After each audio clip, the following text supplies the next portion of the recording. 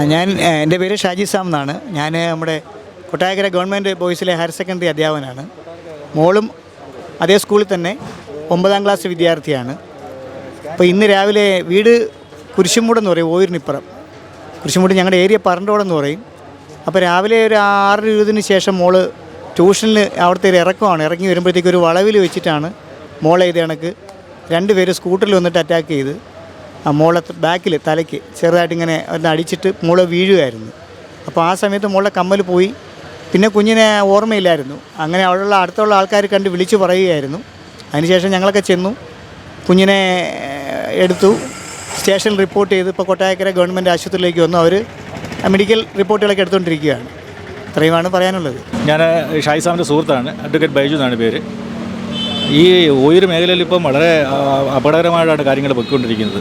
കുഞ്ഞുങ്ങൾക്കൊന്നും യാതൊരു സുരക്ഷിതമില്ലാത്തൊരു സംഭവമായിട്ട് മാറിക്കൊണ്ടിരിക്കുകയാണ്. ഇത് രാവിലെ 6:30 കഴിഞ്ഞ സമയം എന്ന് പറയുമ്പോഴത്തേക്ക് നല്ല വെളിച്ചമുള്ള സമയമാണ്. ആ സമയത്ത് 2 പേര് ഒരു സ്കൂട്ടറിൽ വന്നിട്ട്, അത് ആൾസഞ്ചാരമുള്ള വഴിയാണ്, ടാറും കോൺക്രീറ്റും ഒക്കെ റോഡാണ്.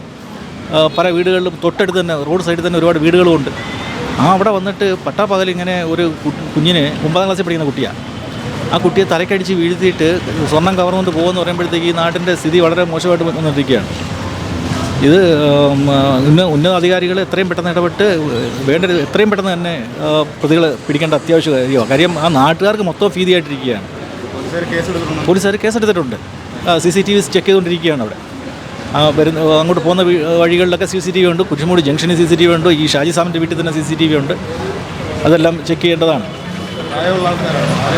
അല്ല, കുട്ടി ആൾക്കാരെ വ്യക്തമായിട്ട് കണ്ടിട്ടില്ല. ഇല്ല, ഹെൽമെറ്റ് ഒന്നും ധരിച്ചായിട്ട് കുട്ടി പറയുന്നില്ല. ഇനിയിപ്പോൾ ചെക്ക് ചെയ്യണം. CCTV നോക്കണം. ആ റൂട്ടിലാണെങ്കിൽ നമുക്ക് നോക്കില്ല. ഇപ്പം കമ്മൽ മിസ്സിംഗ് ആണ്. എന്തായാലും മോഷണ ശ്രമമായിരിക്കും. എന്തായാലും അദ്ദേഹത്തിന് പേഴ്സണൽ വെഞ്ചൻസ് ഒന്നും ഇല്ല, പ്രത്യേകിച്ചില്ല. ട്യൂഷന് പോകുമായിരുന്നു. ഓയൊരു ട്യൂഷന് പോകുമായിരുന്നു.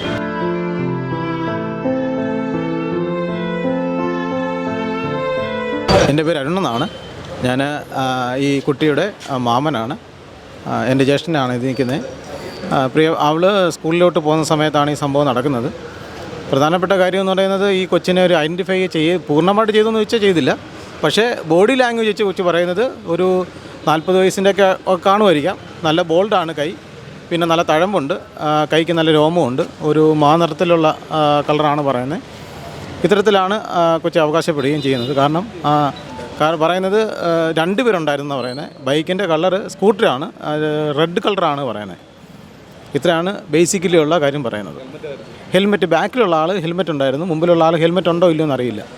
പെട്ടെന്ന് വണ്ടി എടുത്ത് വളരെ പെട്ടെന്നായിരുന്നു ഇത് കഴിഞ്ഞ ഉടനെ പോയത്. ഇത്രയാണ് പ്രാഥമികമായ ഒരു പറയുന്നത്. മോളുമായിട്ട് സംസാരിച്ചപ്പോൾ മനസ്സിലായ മറ്റൊരു കാര്യം എന്ന് പറഞ്ഞാൽ, അവൾ പറയുന്നത് അവളെ പുറകൊണ്ട് അടിച്ച് തള്ളിയിട്ടിട്ട് പോസ്റ്റിനോട് ചേർത്ത് ഒരു എന്താണ് പറയുന്നത്, നമ്മുടെ റോഡ് സൈഡിലേക്ക് ഇട്ടതിന് ശേഷം പിന്നെ പറയുന്നത് ഒരാൾ കൊച്ചിൻ്റെ ദേഹത്ത് കയറി മുട്ടുകൊണ്ട് മടക്കി കാലൊന്നും അടിക്കാതിരിക്കാൻ വേണ്ടി കയറിയിരുന്നിട്ട് ചെവിയിൽ കിടന്ന കമ്മൽ ഊരിക്കൊണ്ട് പോവുകയും, അതുപോലെ തന്നെ ഒരു മുമ്പ് പറഞ്ഞതുപോലെ നല്ല കൈക്ക് നല്ല ബോൾഡായ ഒരാൾ ശരീരത്തിൻ്റെ അകത്തൊക്കെ തപ്പിയിട്ട് എന്താണ് പറയുന്നത്, മാല വല്ലതും ഉണ്ടോ എന്നുള്ള പരിശോധന നടത്തി. എന്നിട്ട് വളരെ പെട്ടെന്നാണ് ആ പുള്ളി കവർന്നു കളഞ്ഞത്. ഇത്രയാണ് നമുക്ക് മനസ്സിലാക്കാൻ സാധിക്കുന്നത്, കൊച്ചിൻ്റെ മൊഴിയിൽ നിന്ന് ലഭിക്കുന്നത്.